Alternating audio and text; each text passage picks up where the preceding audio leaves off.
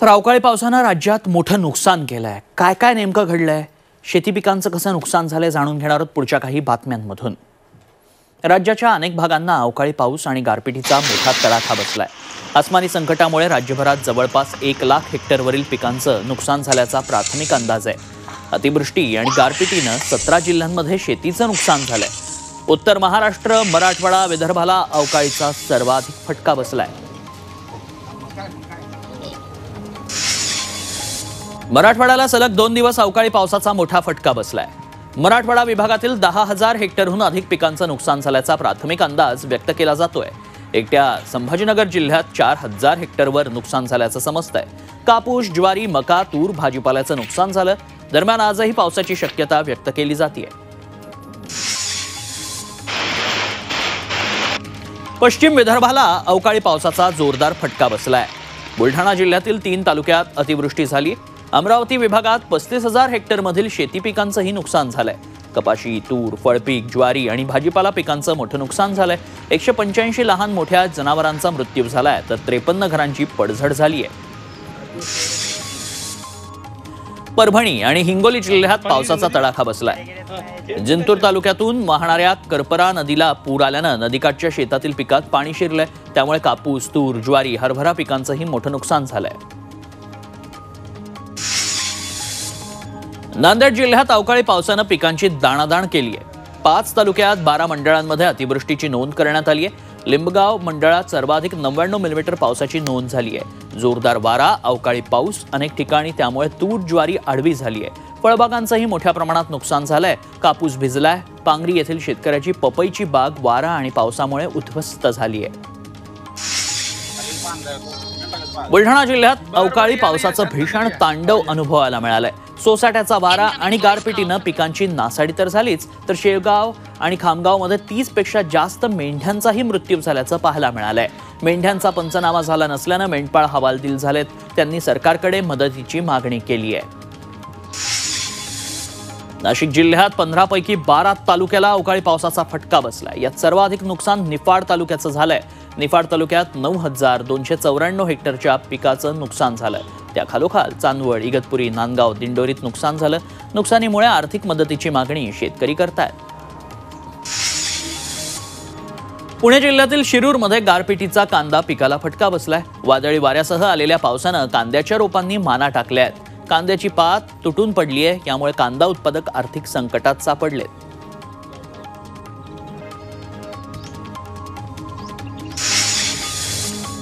पुणे जिल्ह्यातही गारपिटीचा तडाखा बसलाय.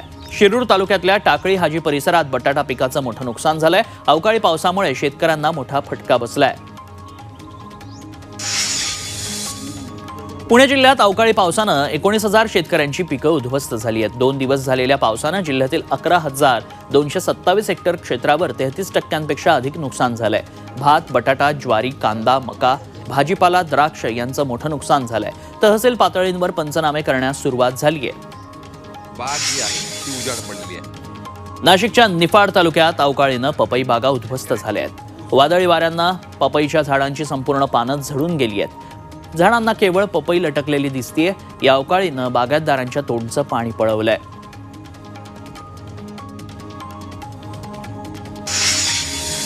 नाशिकच्या कळवण तालुक्यातील अंबुर्डी, चनकापूरच्या पश्चिम आदिवासी पट्ट्यात अवकाळी पावसानं भाताचं मोठं नुकसान झालंय.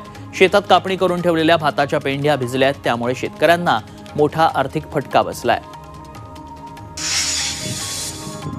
नाशिकच्या सुरगाणा तालुक्यात अवकाळी पावसाचा तडाखा बसलाय. शेतात काढून ठेवलेला आणि काढणीला आलेल्या भाताचं मोठ्या प्रमाणावर नुकसान झालंय. भाताबरोबरच नागली, वरई, उडीद, खुरसणी, भुईमूग, तूर, सोयाबीन या काढणीला आलेली पिकं आडवी झाली आहेत. बोरगाव घाटमाथ्यावर स्ट्रॉबेरी, टोमॅटो, घेवडा, कांदा ही पिकंही वाया गेली आहेत. विदर्भातही अवकाळीचा कहर पाहायला मिळालाय. वाशिम जिल्ह्यात 2 दिवस झालेल्या अवकाळी पावसानं शेतीचं मोठ्या प्रमाणात नुकसान झालंय. वादळी वाऱ्यासह आलेल्या अवकाळी पावसानं टोमॅटोचे पड आडवे झालेत. हाताशी आलेलं पीक गेल्यानं शेतकरी हवालदिल झालाय. तातडीनं सरकारनं पंचनामे करून मदत द्यावी अशी मागणी केली जातेय. राज्यात आजही मुसळधार पाऊस कोसळण्याचा इशारा देण्यात आलाय.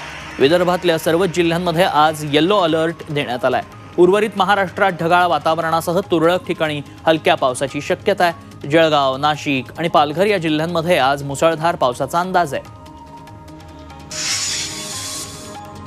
भंडारा जिल्ह्यात पावसानं हजेरी लावली आहे. कालपासूनच रिमझिम पाऊस सुरू होता.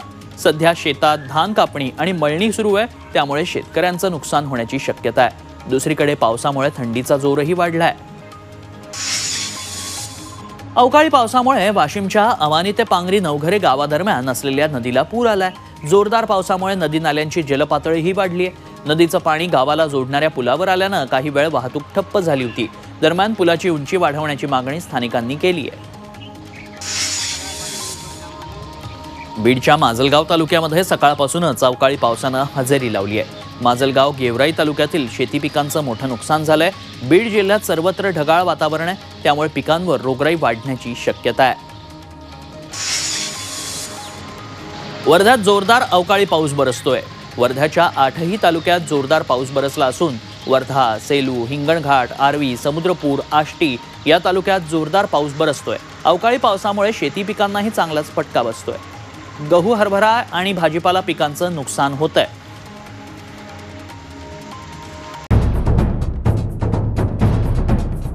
सह्याद्रीची उंची म्हणजे